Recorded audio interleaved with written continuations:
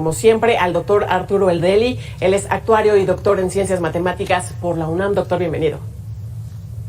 ¿Qué tal? Muy buenas tardes. A tus órdenes, Tania. Un gusto. Bueno, tenemos aquí el debate en todos estos días en lo que tiene que ver con qué tanto afecta COVID-19 a los niños y adolescentes, ¿no? Personas de 0 y hasta 18, 19 años de edad. Tú que todos los días revisas estos datos abiertos del gobierno federal, ¿qué tenemos? ¿Qué tan afectados han resultado a lo largo de la pandemia, pues, este grupo de edad? Pues te diría que están viviendo su peor momento y por mucho. Uno puede analizar los datos abiertos de la Secretaría de Salud, publicados hasta el día de ayer, y podemos ver que actualmente, digamos, los tres principales grupos de menores de edad, que podrían ser los de menores de 6 años, de 6 a 11 o de 12 a 17, aún analizados por separado, cada uno de estos grupos de menores de edad, pues ya más que duplica el número de casos que observamos en ellos en el segundo pico que tuvimos de la epidemia en México. Entonces, sí es muy alarmante que eso se esté dando en menores de edad sin clases presenciales. No quiero imaginar qué va a pasar si le agregamos el componente de las clases presenciales, por mucho que traten de cuidarse. Doctor, el actual ha sido el peor momento. Esta tercera ola es donde se ve más marcadamente, pues, esta afectación a este grupo de edad. Así es, te podría decir, por ejemplo, en el caso de los de 12 a 17 años, ¿no? Más o menos andan por ahí de los 750 casos por día, cuando en el peor momento de la segunda ola era algo así como 350, o sea, ahorita va a un ritmo de más del doble del peor momento de la segunda ola de COVID en México. Tremendo. Y a pesar de esto, bueno, vemos allá en las mañaneras que el presidente ha minimizado esta circunstancia. Hoy justamente decía el presidente, bueno, minimizaba la tendencia al alza de COVID entre niños y adolescentes previo justo, pues ya estamos prácticamente 2 semanas de este regreso presencial a clases. Decía él que en la vida hay que correr riesgos. De verdad que llama la atención esta declaración para no quedarnos encerrados. ¿Te parece si vemos cómo lo decía y lo comentamos? ¿Qué te parece, doctor Arturo? Porque además en otros momentos también ha señalado que ya estuvo de que los niños estén en casa, bueno, jugando Nintendo, ¿no? Que ya necesitan regresar a las clases y bueno, hoy hace estos señalamientos. Pues me parece muy simplista esa manera de verlo, porque entonces yo podría contestar con otro argumento muy simplista, que es decir, bueno, ¿qué prefieren? ¿Verlos jugando Nintendo o verlos conectados a un respirador, intubados, ¿no? O sea, no es así de sencillo. Sí tienen un riesgo, estamos en un repunte, los menores de edad se están infectando más que nunca y desafortunadamente desde el gobierno federal estamos recibiendo pues información pues falsa. Por ejemplo, ayer en la cuenta oficial del Gobierno de México, @gobiernomx, desde la noche, se publicó una infografía que dice: en el mundo no existe evidencia de epidemia por COVID-19 en menores de edad. Entonces, si ya tenemos el uso de una cuenta oficial que transmite información falsa a la población, que varios hemos denunciado desde ayer, que se ha estado, que se quite esta información que engaña a la población, pero tú lo puedes verificar y hasta este momento ahí sigue esa información. O sea, la postura del gobierno es negar la realidad o incluso transmitir falsedades para llevar a cabo los planes de la manera en que los quiere llevar, y cualquier crítica lo toman como un ataque de los conservadores. Lo lleva siempre al terreno político. Justamente, doctor Arturo, te me adelantaste porque te la íbamos a poner a ver qué opinabas, porque bueno, mucha polémica ha generado esta imagen que circula ahí en las redes sociales.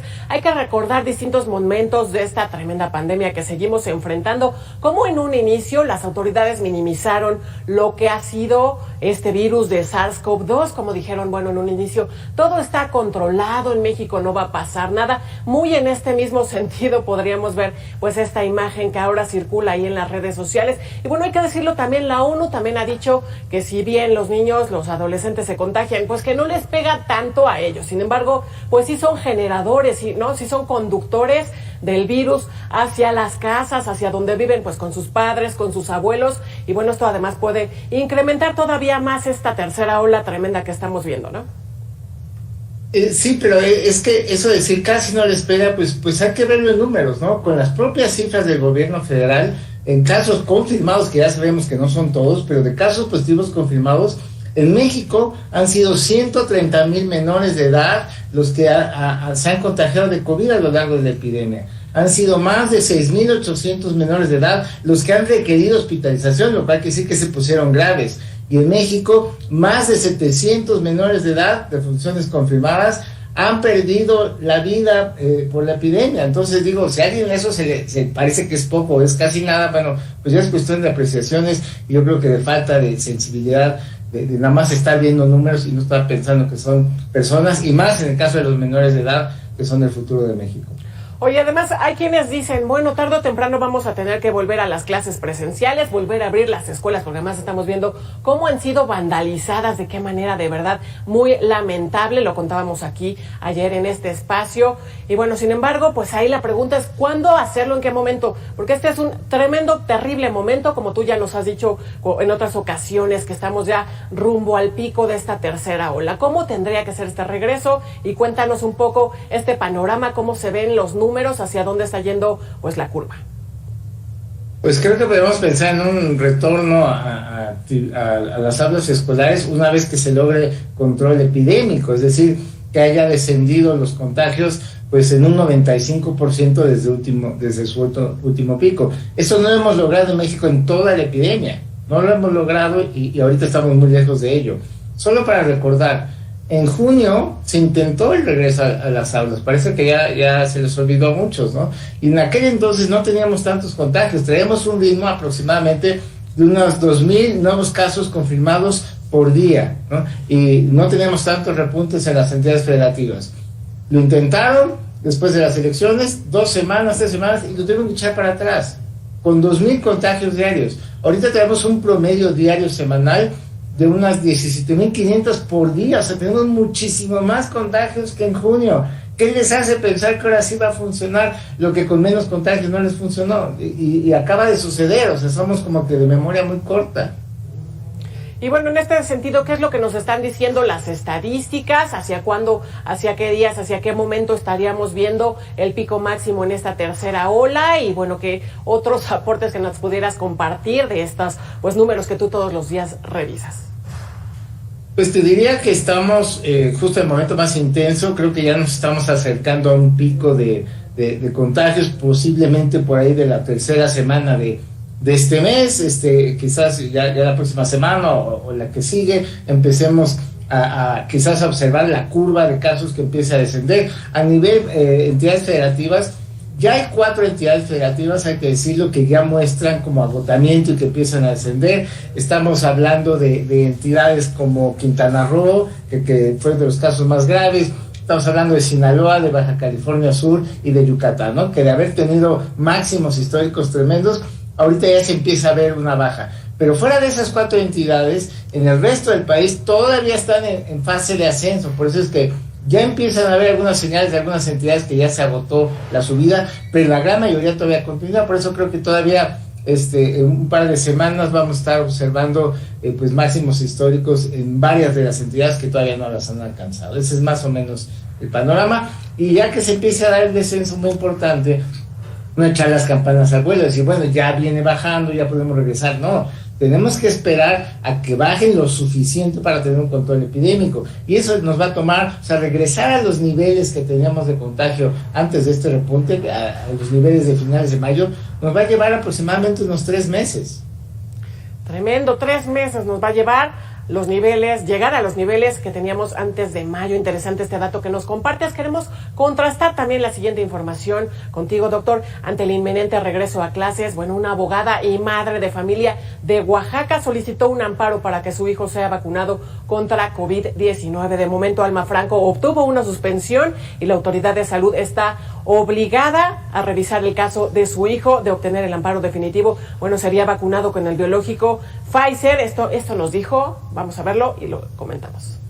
Bueno, en este sentido, preguntarte también que nos compartas qué porcentaje hasta este momento de mexicanos ya tienen pues las 2 dosis de la vacuna y bueno, qué tanto todavía significa, por supuesto, pues un amplio margen de contagios, ¿no?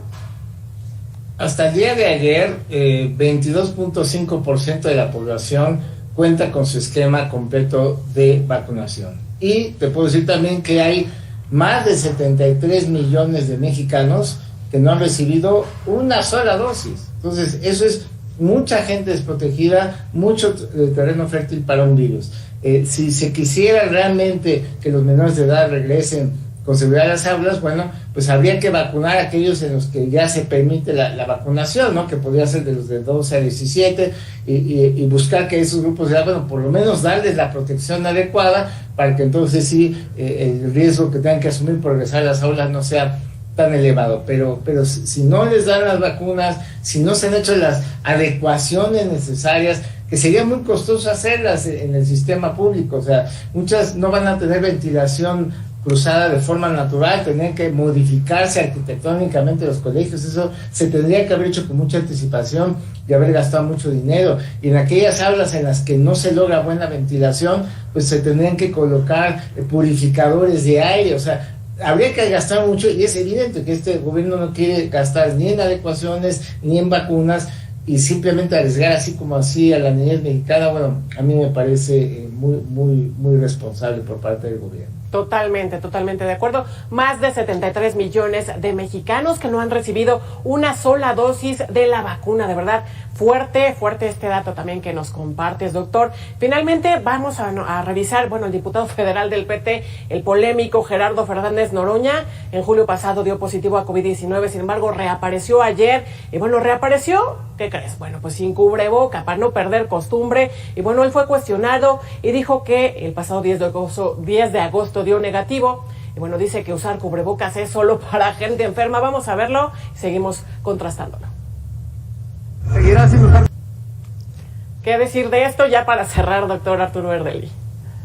Pues que es muy desconsiderado de su parte. Ya sabemos que una persona así ya esté vacunada o bien ya haya superado la enfermedad y tenga algo de inmunidad reciente, de todas maneras se puede recontagiar y puede contagiar a otros. Entonces creo que por cuidar a nosotros mismos, por consideración a la sociedad, debemos de continuar usando cubrebocas, jóvenes o no, vacunados o no. Mientras esto no esté controlado, lo mejor que podemos hacer por nosotros mismos y por los demás es seguirlo usando de aquí por lo menos hasta final de año. Totalmente. La mayor herramienta a nivel mundial, se ha dicho, por supuesto, para evitar el COVID-19, pues es el cubrebocas. Doctor Arturo Ardeli, actuario y, bueno, doctor en Ciencias Matemáticas por la UNAM. Un gusto que esté con nosotros una vez más. Encantado, Tania. Muy buenas tardes. Excelente tarde. Momento de hacer una pausa. Es muy breve y al regresar ya está lista mi compañera.